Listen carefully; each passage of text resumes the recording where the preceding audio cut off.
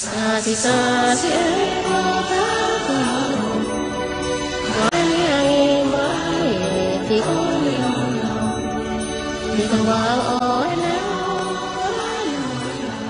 yung clean up ng Manila Bay. Ito yung makabagong bayanihan na pinangungunahan ng Land Bank at saka DCRH. Naimbitahan tayo ng DCRH na sumali sa kanila at nakita naman natin na maganda yung layunin. Yung dagat ay mandate natin na maging malinis, so nagpapasalamat tayo sa kanila at natutulungan nila yung mga mamamayan natin na maging malinis yung dagat. At particular sa mga mangingisda, siyempre, ang malinis na dagat ay nangangahulugan ng mas maraming isdang mahuhuli at mas masarap na isda. Kaya bahagi tayo ng kampanya ito. Ang buong BIFAR group mula Region 4, Region 3 at saka yung National Capital Region. Doon po sa Region 3 po, nandun po yung grupo ni Director Ontangco at meron pong 15 bangka doon kung saan nakasakay po yung mga mangingisda natin kasama at sila po naglilinis doon. At dito po naman sa Region 4A, sa pangunguna po ng ating Regional Director Mimi Manalang, nandito po naman sila sa Cavite, meron po silang 10 bangka na mailulan din pong mga mangingisda at mga volunteer po ng BIFAR at sila po naman naglilinis doon po sa bandang Bacoor, Cavite. Napakalaki ng event kasi it covers, alam mo kasi ang Manila Bay, it traverses 2 regions. Region 4A, NCR, at saka yung ating Bataan, yung Region 3. Particularly sa Region 4A, Cavite, Laguna, and Rizal ang covered ng Manila Bay. At sa Pampanga, covered din hanggang Bataan. Turnout, napakarami kasi dumating ang DILG. Ang contingent kasi ng DILG, nandyan yung Bureau of Fire, nandyan yung Maritime, nandyan yung Kapulisan. So may mga LGUs tayo. Andito nga si Mayor Revilla kanina, kasama yung ating mga taga-Municipal Agricultural Office, yung Municipal Agriculturist natin. Kasama rin ang PharmC kasi sa hanay ng BIFAR, PharmC ang ating kabalikat pagdating sa pangangalaga sa ating katubigan.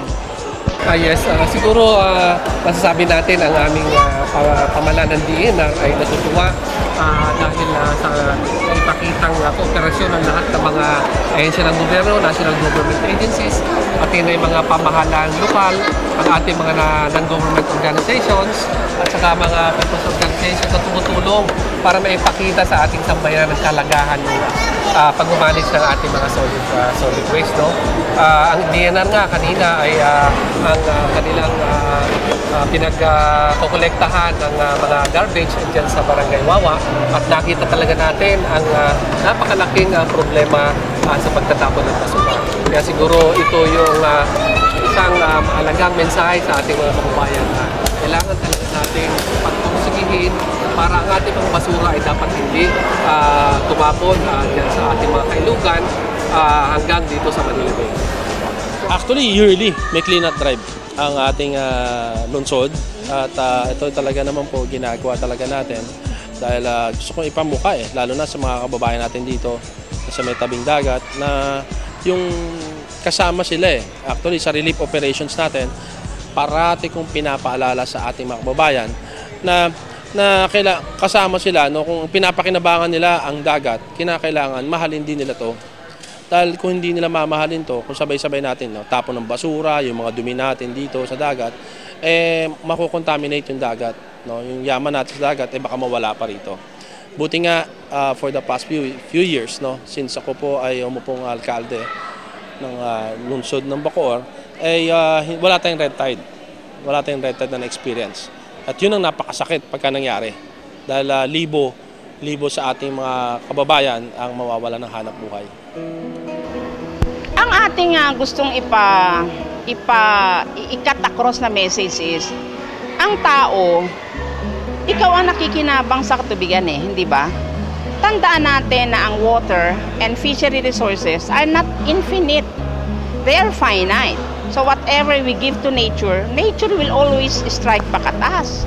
So katulad na nangyari sa Southwest Monsoon, ilang tonelada na hindi pa kayang ubusin ng basura. So ang mensahe is, nakikinabang tayo sa nature we should give back to nature what is due to nature. Pangalagaan natin para yung ating mga saling lahi makinabang din at para maiwasan natin ang mga sakit.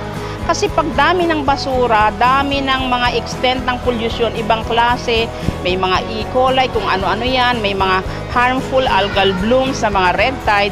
So para maiwasan yan at makinabang tayo ng maayos, ating pangalagaan ng mabuti. Maganda itong pinamulan ng DCRH ito. Siguro magiging regular activity ito ng Bureau. Pero mas higit na importante hindi yung paglilinis, kundi yung na-create na impact nito in terms of educating our people, no? Kasi by doing this activity-oriented action or action-oriented advocacy, hindi lang nagsasalita, nagtatrabaho. So mas ma-appreciate ng mga mamamayan natin. At palagay ko, mas maraming makaka-realize na ang problema talaga hindi dito sa dagat, ang problema kasi sa lupa.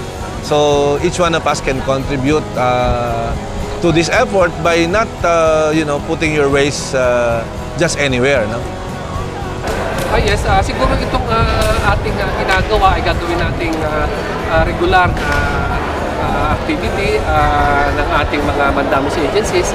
Pero importante sa lahat ay maipakita natin sa ating mga kababayan na yung pagtatapon ng basura ay dapat wag gawin sa mga kailugan natin. Aside from yung sinasabi natin na yung pagmamanage ng ating mga solid waste ng mga residents living along the coastal areas ay dapat paigtingin din natin yung ating pag-develop ang ating mga mangrove at pag-rehabilitate. No? So napaka-importante din naman ito doon sa ating coastal zone management, yung development at rehabilitation ng mga mangrove areas natin. Aside from yung awareness campaign na ginagawa natin dahil sa ganitong gawa natin dito sa pag-clean up, ay makikita natin na kailangan natin na itong mga coastal areas natin ay maging malinis at the same time ay maging strategiya rin sa disaster management. No? Kasi itong mga coastal areas natin, vulnerable yan sa pagbabago ng mga tides at of course, pag mayroong mga storm surge, ang mangrove ay nakakatulong naman. So ito isa sa mga tinitingnan natin at isang malaking issue ngayon na dapat siguro sabay-sabay na gawa ng solusyon dito ay yung mga nakatirang mga residente natin sa mga kailugan na dapat talaga ay nabigyan natin ng magandang renovasyon.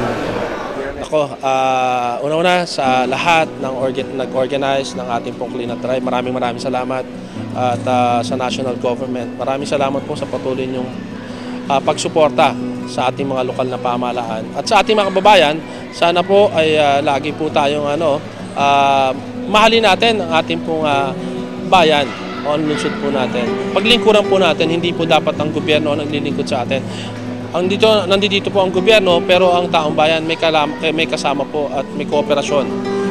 Gaya po ng ating pong paglilinis sa ating pong kapaligiran, lilinis natin, dapat po panatiling malinis to. At maging tayo ay maging magmasid, no? Lalo-lalo na pagka ito may mga bagyo. Kung ano po ang mga sinasabi ng ating mga barangay, anunsyo ng ating mga barangay at ng ating LGU, sumunod po tayo. Dahil ito po ay magbibigay ng kaligtasan para sa inyo. Well, unang-una po ay nagpapasalamat ang aming DNR Secretary Ramon Pahe sa kooperasyon na binigay ng lahat ng mga organisasyon para matuloy po itong Manila Bay Cleanup at kami natutuwa dahil sa initiative din naman ng Manila Broadcasting Corporation ay nakita natin na napakaraming volunteers para maipakita ang kahalagahan ng paglilinis ng sa mga tao. Sa ating po mga kababayan ay siguro kailangan na po natin na pag-isipan at gawin na malinis ang ating mga ilog. Ito po ang ating ilog ay huwag natin gawing basurahan. Thank you very much. Una sa DA, dahil syempre taga-BIFAR ako, Department of Agriculture, ang ating mga LGU clients na mga municipal agriculturists, yung ating mga pharmacists, DNR, andito sila.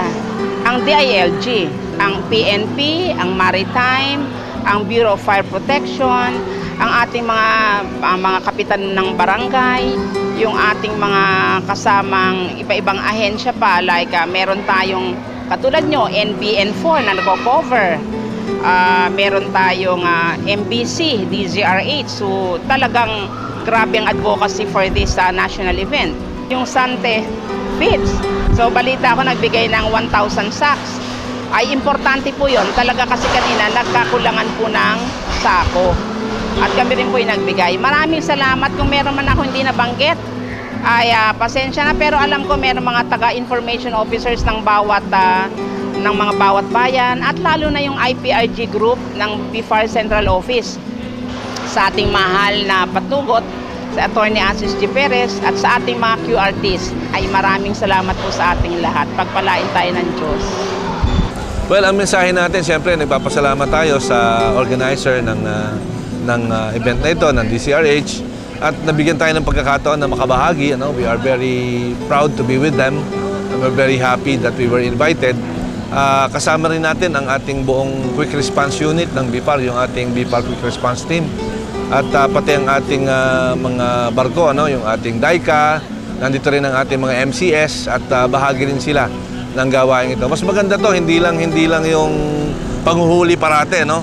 We are catching illegal fishers, but this time we're also helping make our environment cleaner and safer for all of us.